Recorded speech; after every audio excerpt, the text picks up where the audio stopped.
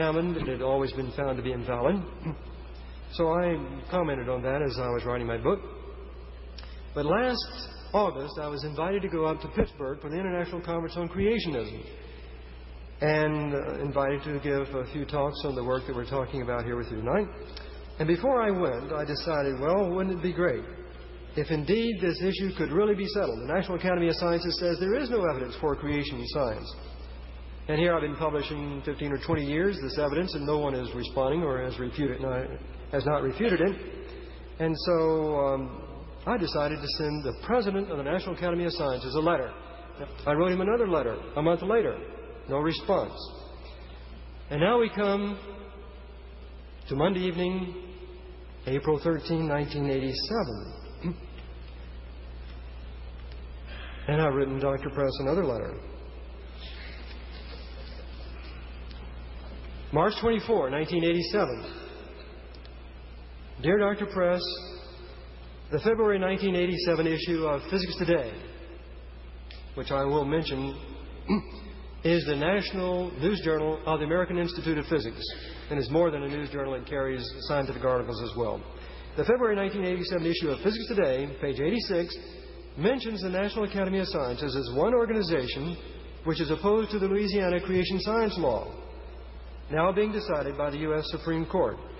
Doubtless you knew this already, because the booklet written by you and others, Science and Creationism, A View from the National Academy of Sciences, National Academy Press, 1984, is quoted in the Physics Today report as follows.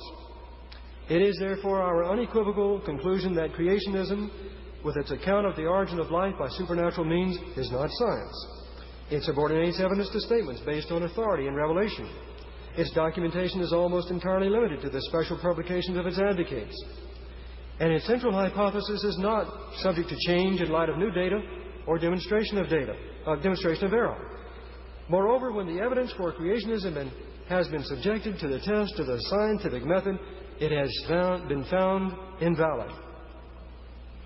That was a quotation in February 1987 issue of Physics Today. Now continuing the letter. More than anyone else, you should know why the above quotation is meaningful to me. Remember last August, Dr. Press. On August 4, 1986, I sent an overnight letter to you requesting a response to the evidences for creationism, for creation, which I was to present at the International Conference on Creationism.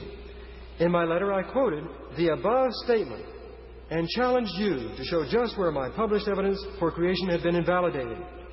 On that occasion, I invited you to bring as many evolutionists as you could persuade to come with you to accomplish this task. No response was received either then or about a month later when I again wrote to you. All this is recounted in detail in my recent book, Creation's Tiny Mystery, a copy of which is enclosed. Despite the non-response of the Academy to the challenge of creation last August, the Physics Today report shows the Academy is remaining adamant in its position that evidence for creation has been invalidated. I am therefore offering you, and or whomever you may choose to send in your stead, another opportunity for refuting the evidence for creation published in my scientific reports and summarized in my book. The details of this opportunity are outlined in the accompanying press release, which describes my forthcoming speaking engagement at the University of Tennessee in Knoxville on the evening of April 13, 1987, under the sponsorship of the Society for Creation Science. Certainly, it would seem that you would have no problem in obtaining the help needed. The Physics Today report mentions 72 Nobel laureates who oppose the Louisiana creation science law, including the very well-known Dr. Murray Gell-Mann of Caltech, who, by the way, is a Nobel laureate himself. If that avenue fails, I suggest you contact the most outspoken evolutionists in the country, namely Drs. Carl Sagan and Stephen Gould. In fact, the Physics Today article quotes Dr. Gould, a Harvard University paleontologist, as saying that creation science is an oxymoron, quoting, a self-contradictory and meaningless phrase, a whitewash for a specific, particular, minority religious view in America. biblical literalism. End of quote. In view of his stated interest in demolishing creation science, it would seem only fair that Dr. Gould be given the opportunity to speak first in representing the Academy on the night of my presentation at the University of Tennessee. I hope you can persuade him to come with you. If the evidence for creation remains unrefuted after the Academy's response on April 13, then Americans need to know on what grounds, if any, will the Academy still object to creation science being taught as a model of origins in public schools and universities. Cordially, Robert B. Gentry. That was March 24, 1987. And copies of the letter were sent, of course, to Stephen Gould, to Carl Sagan, and to Murray Gell-Mann. Well, April 13th is here. And we need to look at the response. Well, before we get into the response from the National Academy, and I discuss that, I have on my program tonight given the opportunity for anyone, students or general audience, who would want to make a comment specifically about 3 items. We can't discuss, as you well know, everything relating to creation and evolution tonight.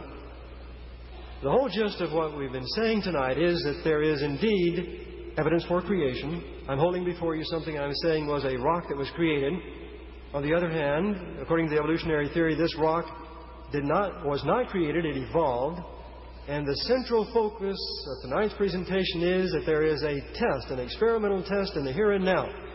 If this granite, or a piece of granite like this, could be melted, reformed, solidified, and come back to a piece of granite like it is right now, I would be wrong. The falsification test would favor then the theory of evolution. And if is there anyone in the audience, students or general audience, who wishes to comment on that, we've got to focus very specifically on the falsification test, or on the topic of the polonium halos, something very specific about that. Then you need to have written the question on the back of the little questionnaire, and these need to be passed to the outermost aisle immediately. Ushers will collect these at the present time. And while those questions are being brought to the front, I will mention and read another letter to give you a background. The information relating to our program tonight has been sent, as I said, to a considerable number of fairly responsible evolutionists. One of those is Dr. Carl Feser, who is the editor of the Creation Evolution newsletter. Now, the Creation Evolution newsletter is a newsletter published by evolutionists pertaining to information concerning the evolution-creation controversy. They have published from time to time information concerning the work that I have been doing. And I sent Dr. Feser information about my presentation tonight, inviting him to come, of course, and as many as he might want to bring with him. While they're in the process of looking at the questions tonight, I'm going to go ahead and read this letter from Dr. Feser. Dr. Robert Gentry, etc. Dear Dr. Gentry, thank you for the copy of the March 8, 1987 letter to Dr. Frank Press, President of the National Academy of Sciences, and for the notice of your upcoming April 13 talk at the University of Tennessee. And then he mentions a gentleman up in Canada, and I won't mention his name because he isn't here tonight. He says, this gentleman tells me, he's an evolutionist, tells me that he has sent you a great deal of information on the geology of Ontario, which clearly shows the rocks in which you found halos are younger than the surrounding rocks. That's number one. As you know, then switching subjects, he says, as you know, Dr. Brent Dalrymple and others have offered alternative explanations for the phenomena that you describe. These alternative explanations have the advantage they do not, as yours do, throw much existing, well-established science overboard. In view of all this, I find it one of creation's tiny mysteries why your letter to Dr. Press and the announcement of your talk convey no hint of the above facts. Isn't it necessary for scholars to take into account serious challenges to their visions? Consider all the space that Darwin devoted to origin in dealing with the criticisms of his theory. Evidence that can be interpreted as equally consistent with two opposing views is not evidence relevant to choosing between those views. Until you succeed in overcoming all the serious objections to your interpretation of data, you cannot justifiably claim that you have any evidence against accepted interpretations of Earth's history. So your challenge to Dr. Press and the National Academy of Sciences seems inappropriate. I hope that, in your talk at UT, you will do justice to the criticisms that have been leveled against your interpretation of your data, including those based on the geology of the rock specimens used in your work. And that I fully intend to do. Are we at all ready yet for one of the questioners?